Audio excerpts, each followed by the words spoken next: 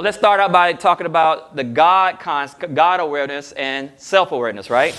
If you've been in Christianity, Islam, any of the Occidental religions, you've been trained to be God aware. And that awareness is based on teaching you that there's something outside of you, there's something up in the sky that is doing things for you, that is taking care of you. All you got to do is worship this entity, and all of your issues and problems in life are going to be taken care of. That's what we call God awareness. And if you don't worship enough, then this God character is not going to take care of you. It's not going to bless you. It's not going to protect you from your enemies and things of that nature. So when you hear your grandparents, or when you hear your parents or people around you talking about praise Jesus, they are expressing the concept of God awareness. That's something that they've been trained to do. Now, the concept of God awareness, and we're not going to go into great detail about this, but the concept of God awareness is built to create dependence. We've gone through that. That's what it's built for. So as long as the people that own that God awareness concept have your best interests in mind, you're good. All you got to do is follow these moral codes, right? Do you fornicate? Do you have, right? These are the codes, right? Do you steal? Do you do anything? Right? All these things, if you follow these principles, you're going to be good in the eyes of this God character, which is owned by a ruling elite. As a matter of fact, if you've been around rich white people, you'll understand that their worship of God and Jesus is completely different from, regular folks that go to church. Because to those white people, to those people that are in a power position, they're just simply using it as control. Don, you work in my field. Do you worship Jesus? Good. Jesus is going to take care of you. Yes, sir, it is going to take care. I worship Jesus. I'm good. I'm a good guy. I'm morally sound. All these things are there to do what? Make sure I have control over you. But I trick you into thinking that we both worship the same entity. No, we don't. We don't. We don't worship the same entity. As a matter of fact, who taught the slaves the Bible in the beginning before they started training black folks to do their own ministry? Before black people had their own ministry through slavery, right? Who was the person responsible for teaching black folks the Bible? Master. Who? Master. Master would come, right? He had the slaves come in first. He'd stand up here just like this. Slaves sitting there just like this, right? All right, so you're doomed to be a slave. And you got to be a good nigga, meaning you can't steal from me. You can't do that, all right? And you're like, yes, because I got to honor Jesus. Yeah, and then you're a good Negro if you honor Jesus. Because guess what? I'm taking all your riches and resources now, but there's a heaven with a lot of resources and things. When you die, you're going to go there. And that's for real. That was the first way they learned the Bible. And we don't talk about that enough. Why is that? Who's teaching him the Bible? For real. Let's think about it. The Bible is a manual of control. You got to say, well, who taught you the Bible? Who ordained you? I'm ordained as a slave owner. I ordained myself. Hell, a slave may know the Bible better than him. You get what I'm saying? But then they started getting Negroes involved, right? So guess what? Negro, you want to be out of the field? Yeah, I'm going to teach you the Bible. You're going to teach it my way. So guess what started happening? The first black people preached like this. Slave master in the family was what? Right behind him. Like, let me see what you're teaching. And he had to teach it the same way. So my point of saying all that is that the concept of Bible and Christianity was taught through control. That's what it does. And I'm not knocking Christianity. I'm not knocking Islam because they've done a phenomenal job. Because consciousness is so low, it needs to be controlled. And white people are very good at control. That's why the source allowed them to have their level of success. But that's the God awareness. Self-awareness, you have to adjust. Hold on for a second, brother. Self-awareness, you have to adjust your understanding, your concept of God. That's why I spend so much time trying to break your mindset up from what you've been trained to do. 99% of us came into this world thinking that there was a God up in the sky that's going to take care of us. We've been trained to pray to this God and all things are going to be taken care of.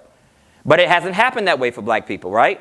And the proliferation of crime in our community is based upon the Christianity. Because if you really study Christianity, eventually you start breaking down the contradictions to a point where I can kill somebody and say, I know God going to take care of me. You understand? Don't judge me. Bro, you just killed my sister. Don't judge me. That's what it says in the Bible, right? And he's correct. Why? Because it's based on control. It's not based on him to do it himself. Now, he's supposed to be attached to a church. He's supposed to be attached to a minister.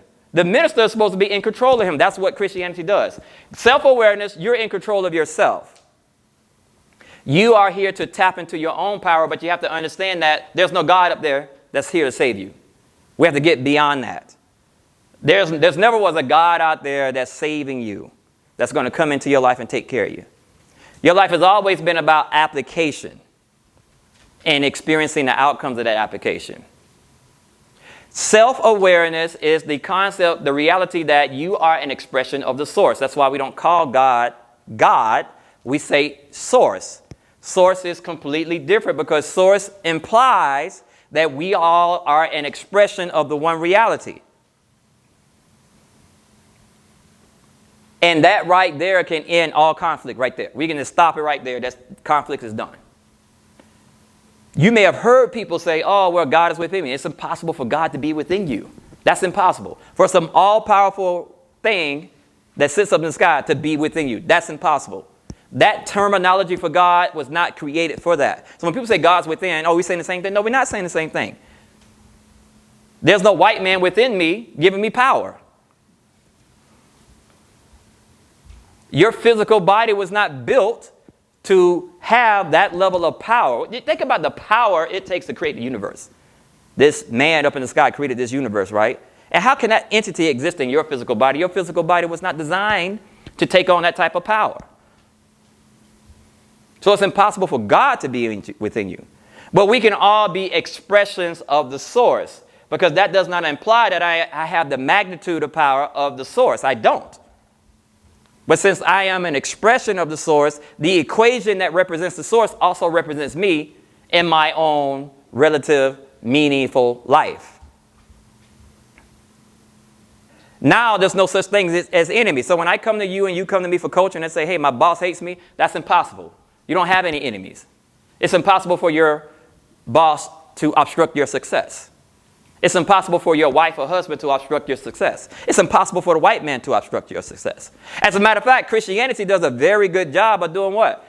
Creating white superiority, creating white supremacy. Because the only way you can be obstructed is to think that something outside of you is more powerful. That is the only way. It's not a reality. You have to give up your power. You know, in the Kamitic philosophy, it states that man and woman fell once they came and found another in his place.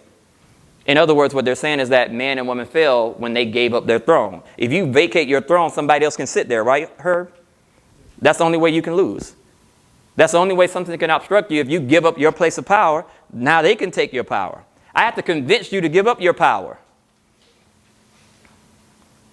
And that's what Christianity does. Give up your power to me. It doesn't say it directly, but that's what it does. You understand? Juneteenth. You know, we celebrate Juneteenth for being liberated from slavery, right? But we wasn't liberated. In order for liberation to take place, you got to do it yourself. No, some white people came in and took care of it for you. So when Biden comes down and says, we're going to do Juneteenth as a holiday, he knows subliminally he's still doing what? Creating white supremacy. No, it's just the idea of white supremacy. That's all they want in there. I'm doing it. We did it. So we go around and celebrate Juneteenth when the reality is we still giving them power. They gave us that, right? Why don't they talk about Tulsa a lot? They don't talk about Tulsa, Oklahoma. Why don't they talk about Tulsa? Tulsa should be higher than Malcolm X and Martin Luther King. Why don't they talk about it? Why don't they talk about Hatshepsut? They talk about every other Egyptian queen. Now, she was by far, there's no question, the most powerful queen of ancient Egypt. But you never hear them talk. You hear talk about Cleopatra. They never talk about. That's the games they play. Because when you look at a statue of Hatshepsut, it's not undeniable that she's black. Juneteenth is about what? You still saying, I'm your savior. You didn't liberate yourself. When I went to the Ghanaian 50th celebration, they had the 50th celebration of the Ashanti tribe kicking the butt of the British Empire. That's liberation. They fought, won, kicked them out. That's liberation. That's a whole different concept of power. So my point of saying that is that you have to give up your power. Our language, the way we talk, we give up our power 24/7, every day, every hour, every minute. We've been trained to do what? Give up our power.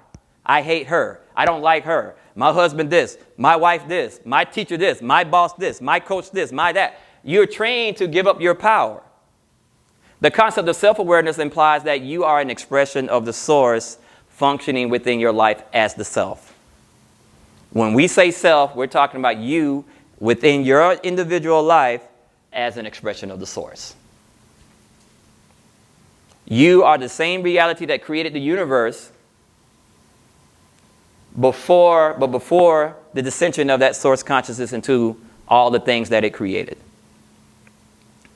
When source consciousness exists within individual things, individual beings, we call that self. Capital S-E-L-F. Self. The Bantu have this concept. They say that, and they use the creator, but they say that creation given by the creator cannot be taken away by another created thing.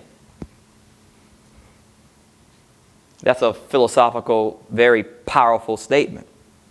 Let's think about it. Creation given by the creator cannot be taken away by another created thing. Another created thing cannot obstruct you.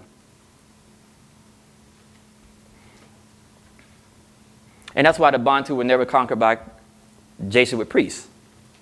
They never were conquered by the philosophy of Christianity.